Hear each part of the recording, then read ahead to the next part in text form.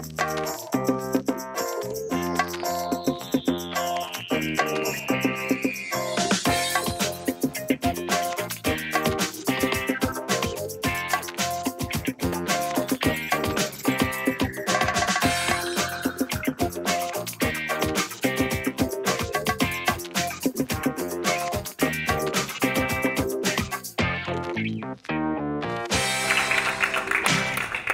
you, girls. Thank you, Tom and Creative Morning Cleveland, for allowing me the opportunity to get up here and just share something that I'm really passionate about. And my passion lies with these young women over here and the other students that get exposed to the world of manufacturing, world of engineering, through robotics education. Do we have the slideshow? Okay, there we go. So, as I mentioned, I'm Steve Tomasi, and I'm the CEO of a company called Boston Centerless. We supply precision materials to many different industries and all over the world. I actually do quite a bit of business in the Cleveland area. And so, even though I'm from Boston, the level of manufacturing and the strength of manufacturing in Cleveland is very important to me and my business. But I'm not in this personally just for my business. I'm a second generation owner, and when I started full time in the industry was just over 25 years ago. I would go to local meetings with from the National Tooling Machining Association, and I would listen to shop owners talk and lament about the fact that they didn't have enough skilled labor and enough people to come in and work. So this is not a new problem that we face today. But after a couple of years of listening to people harangue about that, but I wasn't seeing much being done, I said, you know, I'm going to jump in and try to make a ripple, even if that's all that I can do. So I started getting involved with connecting with educators and legislators and doing whatever I could to change the awareness and raise the awareness for manufacturing. Started in our state, but have done a lot nationally as well. So, and then robotics came along, and the beauty of this, I'm going to just bounce through these slides pretty quickly, is it is an incredible hook and way to create a pipeline into the manufacturing and engineering world. So, just to give some backdrop to what we face today, because that's where we're at. This problem, as I said, has existed for decades, but it is becoming absolutely critical at this point in time. You have 10,000 baby boomers per day turning 65, retiring. Obviously, a lot of those baby boomers working in manufacturing and have 20, 30, 40 years of experience. When they walk out the door, you don't replace that overnight. And even if you have a shrinking employment base due to productivity gains, due to the advent of robots and things with automation, you're still going to have to grow the workforce into manufacturing because of attrition. So it is absolutely critical, that North, East Ohio, as well as the rest of the country, have ways to bring people into these fields. Otherwise, we're going to be reliant on other parts of the world for critical parts, components, defense-related, medical device-related, things of that nature. I know nobody wants to get into that situation. There are some, interesting statistics from. There you go. Sorry about that. From Team NEO. Manufacturing remains the largest sector of output, second largest sector of employment, and it's essential to everything we do in Northeast Ohio. I mean, I'm not sure if you know or realize that, because it's not something that you see and hear every single day. You know, it's not out in the public's eye. But everything you do, touch, you know, is somehow impacted by a manufacturer. Whether it's, you know, the food that you're eating because it had to get harvested or it had to get cooked, you know, the different things, it's all related to, at some point in time, is being touched by a manufacturer. So absolutely critical, but it's a very big part of Northeast Ohio. So how do we continue to fuel that and continue to make it a vital part of the economy? Well, one of the ways is using programs like the NRL.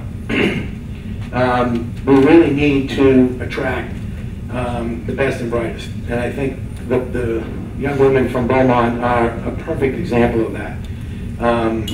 They're all four of those women are off to college next year, and they're all going into engineering degrees of some sort or another.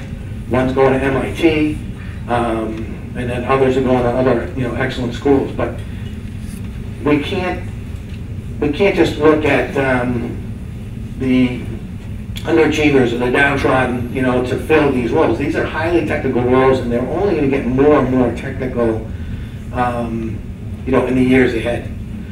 There are many, many industries that are just at the infancy stage, and some of these careers aren't even in existence today, but we know they're going to be very technical in nature. So it's very critical that we, you know, continue to build that pipeline for the future. You know, another key point is public perception. I talked about that at the beginning, that there's a sense that manufacturing is still, you know, dirty, grungy, grimy, low skill, you know, work. And you know, many of the factories today, even the smaller shops, they look like labs. You know, they're very clean, very organized, and the work is you know, technical and requires some very, very high-end problem-solving skills and you know, technical skills and math skills to perform, you know, at the level we need with our wage base in this country to be competitive around the world. But we need a way, you know, you need the students coming in, but you have to talk to the parents and you have to talk to the educators and, you know, show them that there are great career opportunities available in manufacturing. There's so many years where all we heard about was plant closings and downsizing and things of that nature. Certainly the automotive industry, you know, was a very high profile one. And that, there's no question that happened, and I think it turned a lot of people off to manufacturing, but that's, you know, not necessarily the case today. There are terms like reshoring out there and people bringing jobs back. One of the most high profile ones was General Electric, after 15 to 20 years, brought back what's called Appliance City, where they make a lot of their appliances, and they brought it back to the U.S. because they found that they could be competitive manufacturing here. For all the reasons that bringing people in to a program like the NRL, when you have design and build in there, that's what they found. Putting the engineers next to the people that are producing the product, shortening the lead times, being responsive to customers, there's all sorts of reasons. But you need the technical talent here to be able to do that.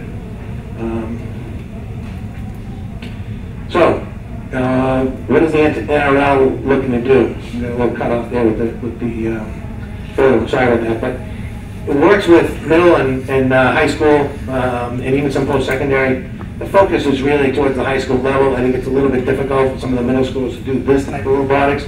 But what I've found, even from personal experience and some of the teams that I sponsor locally, is you get a program going in the high school and they kind of graduate into this type of combat robot because it requires some advanced design and knowledge of manufacturing to produce these robots.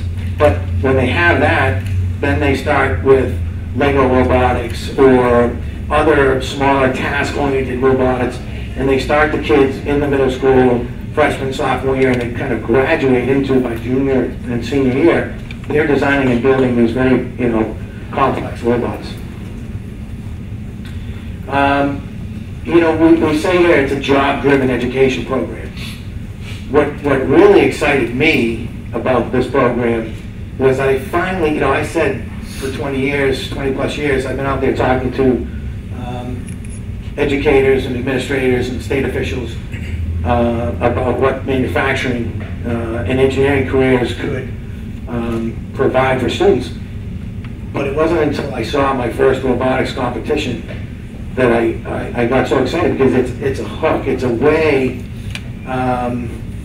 it's got the wow factor, it's got the pizzazz, and drawing kids in to have fun, okay, with building combat robots, and they don't even recognize they're doing STEM-related activities. It dispels the myths of math or science and these technology things that kids get intimidated with just hearing it. So they get involved at a young enough age doing this type of stuff, and by the end of it, they're like, oh my gosh, this is so much fun, this is so interesting, it's very rewarding. I'm going to look to get into a career that's in the STEM discipline and somehow related. So obviously with the NRL and with the work that I do, we have a vested interest to bring people into manufacturing. But if we have students that are graduating and going into a chemical engineering field, or bioengineering or something like that, that's fantastic too, because we need all of these fields to be populated. The great thing about the NRL as well is that we as manufacturers are making the connection with these students. They come into the shops, they understand, they see things from a real life standpoint. It's very rewarding for the manufacturers and the people that are involved, because they get a certain pride in directing the kids and mentoring the kids about what they do. They feel good about what they do, so it really is a win-win in a lot of ways. Focus on teamwork for success. I think in any career today, you need to understand that you're not on an island. Maybe if you're an author and you're writing books and you're on, but even then, you've got publishers and you've got editors and you've got different people. You have to be able to work as part of a team. And if you ever get a chance to go to a competition, we have the national competition just outside of Chicago, Cleveland on Saturday. It's at all possible to get down there. We'll give more details about that later, but it is unbelievable to watch these kids and how they react and act in this setting, in this environment. So it's another great, aspect of that. They work on, equipment, sophisticated equipment, as I mentioned, with mentors. They do design, with computer-aided design. They work under deadlines. They have to troubleshoot. So when they're in a competition and they're in a battle and their bot gets mangled and they have another competition in 30 minutes, they have to bring it to the pits, work together as part of a team. Somebody's good at electromechanical, somebody's good at wiring, and they're all in there. You saw that a little bit in the video very quickly, but they're all in there working together. And, all the drama just goes away because they're all focused on getting their bot back ready for the next competition. It's really tremendous. They also have to learn about fundraising. They have to learn that, money doesn't grow on trees. And, all this stuff takes time, takes money, and so they get a full scope and an understanding of what it takes to build something. Different than some of the other robotics programs, and believe me, we support anything that's going to bring kids into manufacturing, engineering, or the STEM disciplines. But the cool thing about the NRL is that, it's about $1,500 to build a bot. And you can even get some of that. We donate raw materials. A lot of manufacturers, that's not a problem. And so the cost of the school can be limited. It really comes down to time in a lot of ways. Our competitions are very inexpensive. It's just a mere registration fee to cover some of the administration costs. The clear commitment, raising $60,000 to build a robot. Excuse me. many of these students and these programs go out and find sponsors to bring, money in and work, hand in hand, not just the manufacturers, but others involved in the community, because they look at it as a way to build, high-paying, career-oriented jobs for their community. Kind of covered a lot of this, but the partnership model is absolutely critical. A lot of parents, and I was just talking to one of the, talking to one of the parents of the Belmont students, and mentioning that they had a second team. They were having some struggles getting good commitment from another industry partner because they had multiple teams. And a lot of parents stepped up, and one was really good with the mechanical side, and another one helped on another side, and they've acted as mentors to their own children in the process, which is just absolutely fantastic. Excuse me.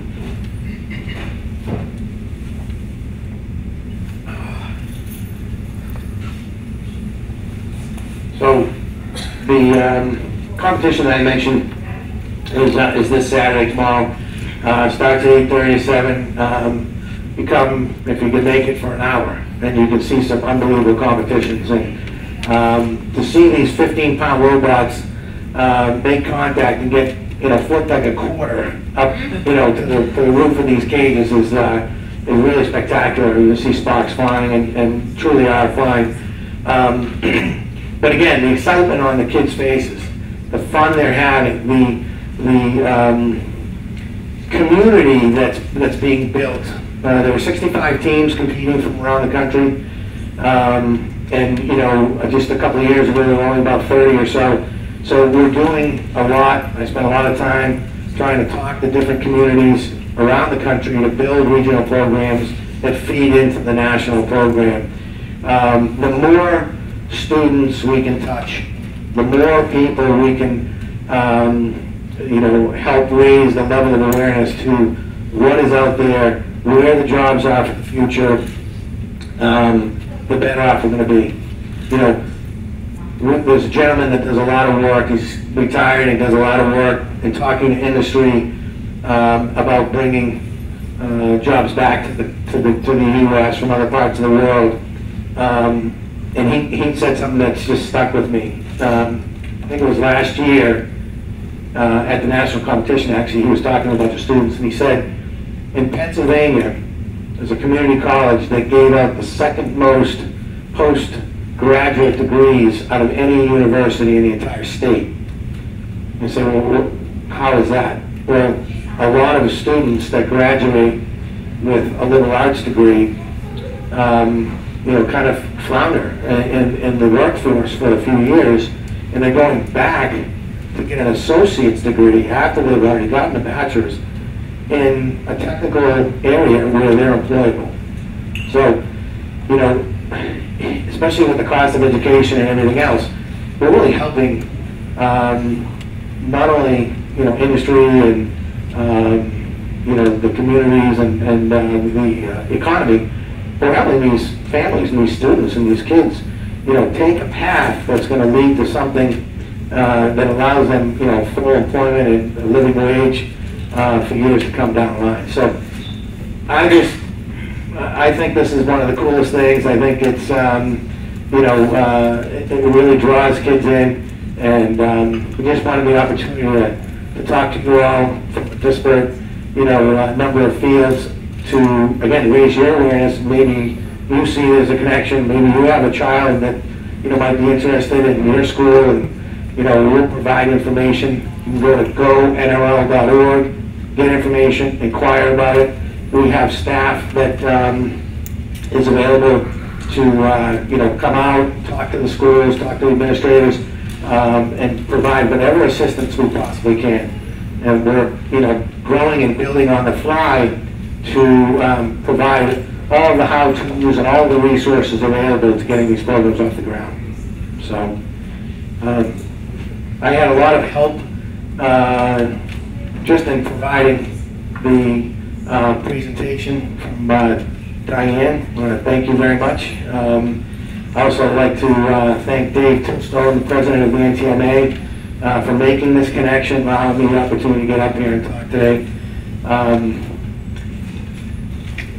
I think, you know, that's I could sit up here and talk for, you know, for hours, and maybe you can tell that, but you know, maybe we can open it up. Yeah, sure.